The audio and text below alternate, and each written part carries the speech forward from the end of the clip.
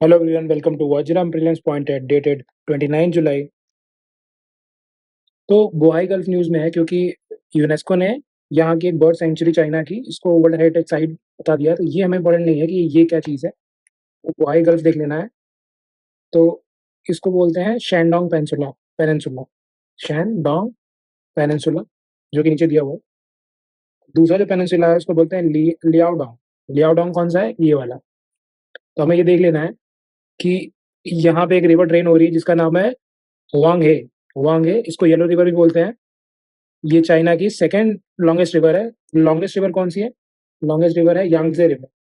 Yangtze river ये world की third longest है, चाइना की और इवन एशिया की लॉन्गेस्ट रिवर। यांगजे कहाँ ड्रेन करती है? वो करती है येलो सी में। और यांगवे और येलो वाली कहाँ ड्रेन करती है? बोआई गल्फ में। अब इसको येलो रिवर क्यों बोलते हैं? क्योंकि जो गोबी डेजर्ट से जो सैंड है वो ये कैरी करती है, इसलिए इसको येलो रिवर बोलते हैं। उसके सैंड पार्टिकल की वजह से येलो हो जाती है, इसीलिए यहाँ पे इसको येलो सी भी बोलते हैं कि ओवरऑल ये यहाँ पे डिपॉजिट हो जाता है। और एक बोहाई स्ट्रेट है, ये याद रखने वाली बात है। ये हो गया हमारा नॉर्थ कोरिया, ये हो गया हमारा south Korea. South Korea capital Seoul, north Korea capital क्या हो गया? प्योंगयांग। अब एक बार वर्ल्ड मैप पे देख लेते हैं, क्योंकि और तो इसमें कुछ काम का नहीं है। पेट्रोलियम के डिपॉजिट्स वगैरह मिलते हैं इस यहाँ पे।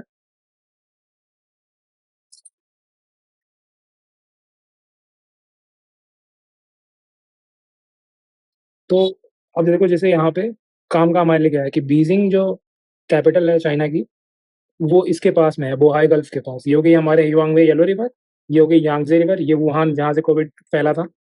कोविड का पहला केस यहाँ पे आया था। शंघाई एक इंपॉर्टेंट पोर्ट है, ये याद रखना है।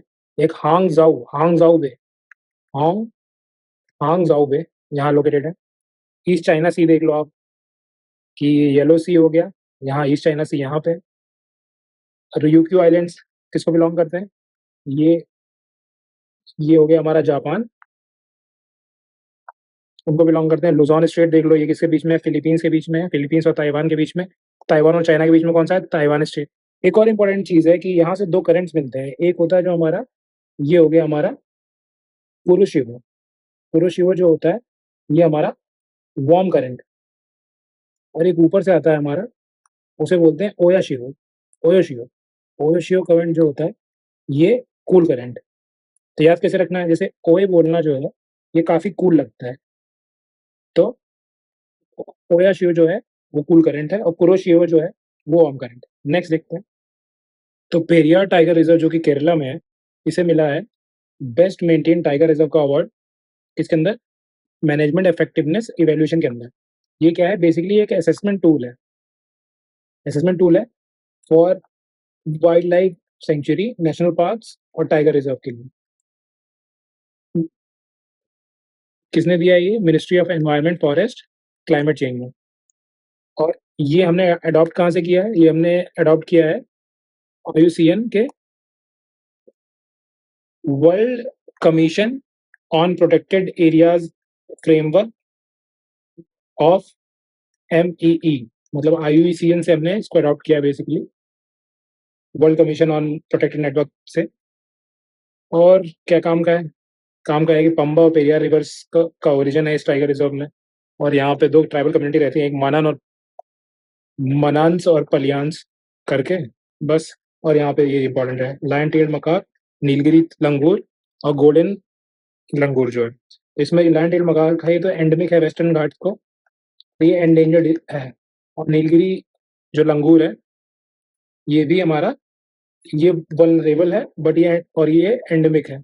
जो हमारा गोल्डन की लंगूर है ये वल्नरेबल स्टेटस है इसका आईयूसीएन का। तो बस इतना ही काम का था। और एक चीज़ और है कि एक मरीन प्रोटेक्टेड एरियाज का भी एमईई जो ये इवैल्यूएशन वाला टूल है, ये है, ये कौन रिलीज करता है? Ministry of environment, forest, climate change plus wild life institute of India. इसका हेडक्वार्टर कहाँ पे है? देहरादून में। और एक जू के लिए भी रिलीज होता है, एमए जू के लिए। वो कौन रिलीज करता है? वो भी रिलीज करता है हमारा ministry of environment, forest, climate change. Next चलते हैं। ये 29 के इंडियन एक्सप्रेस एक्सप्लेन में ऑलरेडी मैं बता चुका हूँ, बट यहाँ पे भी रिवाइज कर लेते हैं। मिनिस्ट्री ऑफ एजुकेशन इसे रन करती है, और बेसिकली ये किस लिए है?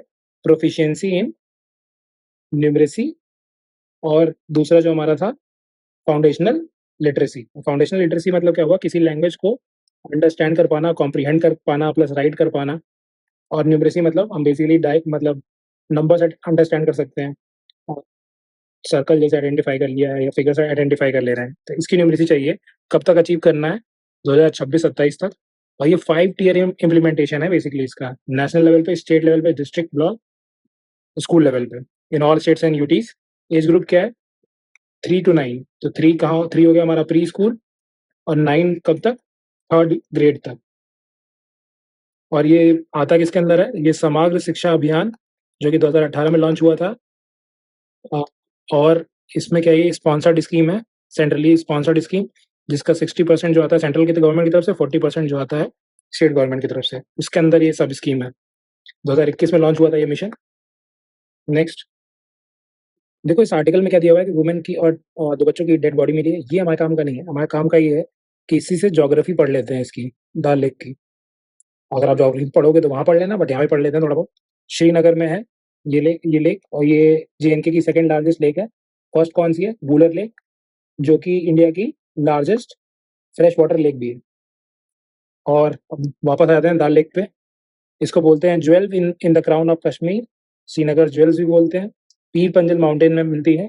पीर पंजल माउंटेन रेंज कहाँ-कहाँ से होती है? जेएनके से जाती है। पीर पंजल माउंटेन रेंज जेएनके से जाती है हिमाचल प्रदेश में। क्या है? इसमें फ्लोटिंग गार्डन्स मिलते हैं, जिनको राड बुलाया जाता है, राड, ये याद रख लो। और एक ये याद रखना है, गागरी बल, लोकत दाल, बोट दाल और नागिन। अब मैं ये बताता हूँ, ये मैप पे बताता हूँ तो समझ में आएगा ये क्या है। अब जो हमारी दाल लेक है वो बेसिकली ये 4 जो बेसिन है इनसे मिलके बनी हुई है। तो शालीमार बाग और निशत बाग याद कर लो पहले, तो ये जहांगीर के टाइम पे बना था ये।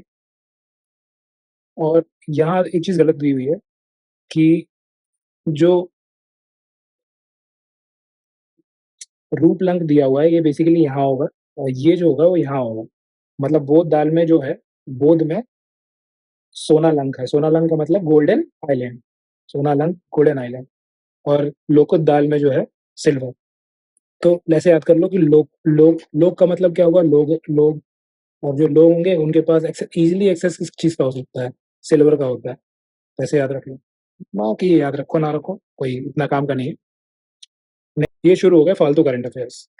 फालतू इसलिए क्योंकि ये पिछले 1 डेढ़ साल से न्यूज़ में है, और अभी ये लॉन्च भी नहीं हुआ है, लेकिन हर बार ये लोग आर्टिकल बनाते जाते हैं इस पे, कोई काम का नहीं।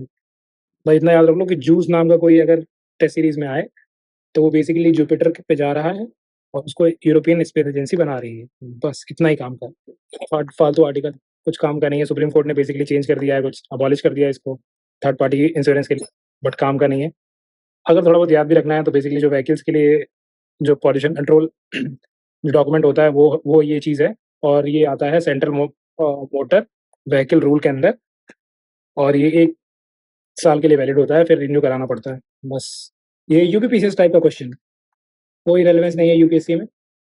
ऐसे दुनिया भर के आईएनएस आते रहेंगे बार-बार के, तुम्हें एग्ज़ाम में तो वैसे भी कुछ नहीं याद रहना है। बेसिकली रशिया में पार्टिसिपेट करने गया ये, तो इतना याद रखना है। That's it for today. Thank you.